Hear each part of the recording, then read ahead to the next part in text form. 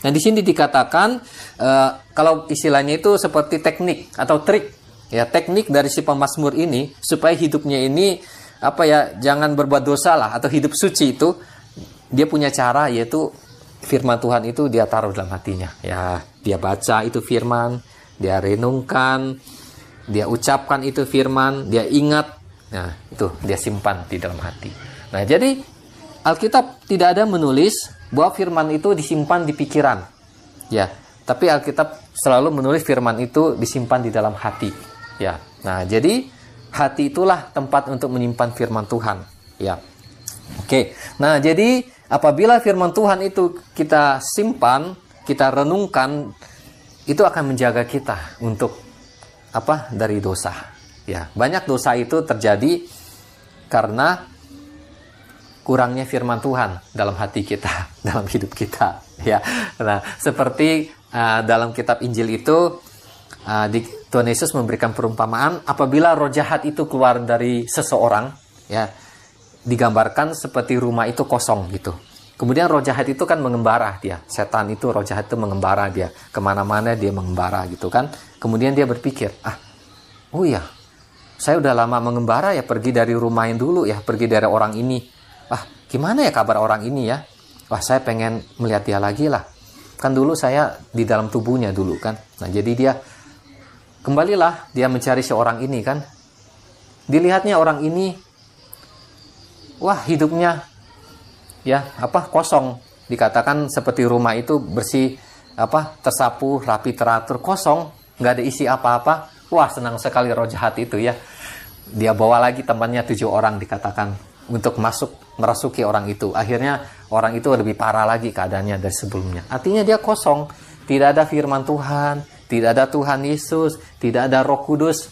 Maka ya, kalau setan masuk ya berbicara dosa lah, ya hidup dalam dosa, berbuat dosa. Nah, artinya hidup kita, hati kita ini harus seperti rumah yang diisi, jangan kosong. Entah diisi oleh bangku kah, diisi kah oleh lemari kah. Coba kalau Bapak Ibu ada rumah, nggak usah rumah lah, atau pondok. Kalau pondoknya itu kosong, kira-kira bagus nggak? Pak, iya ada. Kalau pondok kosong, nggak ada isi apa-apa gitu, pisau pun tidak ada, ya kompor pun tidak ada, pasti kayaknya ada yang kurang gitu. Paling tidak adalah jam gitu kan, paling tidak ada pelita lah di situ, ada piring lah. Ya, jadi harus ada isinya. Demikian juga kalau hati kita, hidup kita tidak ada isinya, tidak ada firman Tuhan, waduh, sangat menjadikan sekali. Itulah yang disebut dengan miskin. Itulah betul-betul orang miskin. Ya, miskin tidak punya Kristus, miskin nggak punya firman Tuhan.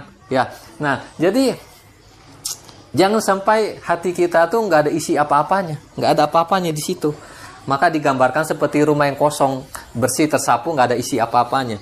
Nah, maka supaya ada isinya, supaya di dalam hati kita ada terisi barang, entah itu piring kah, entah itu meja kah, entah itu jam, adalah isilah dengan firman Tuhan, dengan kebenaran firman Tuhan, dengan ayat-ayat firman Tuhan. Masuk, baca, oh ya, ini Yohanes 14 ayat 6 begini, Ibrani 13 begini, Markus 11 ayat 23 begini. Nah, akhirnya mulai terisi ya, di dalam diri kita itu terisi dengan firman Tuhan, terisi dengan kekayaan firman Tuhan.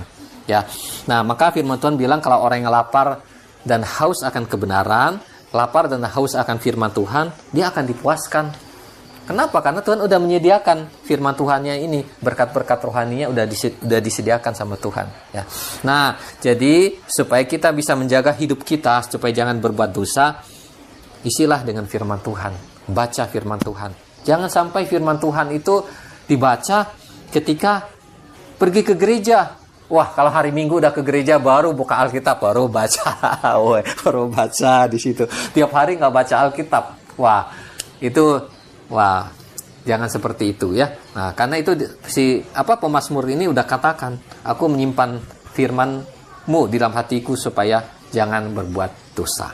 Nah, jadi salah satu kuasa dari firman Tuhan ini, dia bisa membuat kita tuh supaya jangan jatuh ke dalam dosa.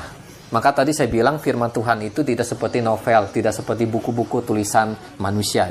Firman Tuhan itu berkuasa dan hidup, ya, punya kuasa. Nah, jadi karena itu Bapak Ibu, kita setiap hari kita perlu baca Alkitab, ya, perlu baca firman Tuhan setiap hari. Nah, kita harus melihat diri kita, ya. Kalau diri kita sudah kayak udah gersang gitu, seperti tanah itu sudah gersang, tidak dapat tidak disiram air, sudah mulai gersang, kan kita bisa merasa hati kita tuh gersang, jiwa kita tuh gersang. Nah, gampang, mulailah baca Alkitab, ya. Pikiran kita kayaknya udah nggak bersih nih pikirannya nih, udah mulai kotor nih. Baca Alkitab, ya, renungin firman, maka firman itu berkuasa, akan membersihkan pikiran kita, akan membuat damai sejahtera di dalam hati kita, ya.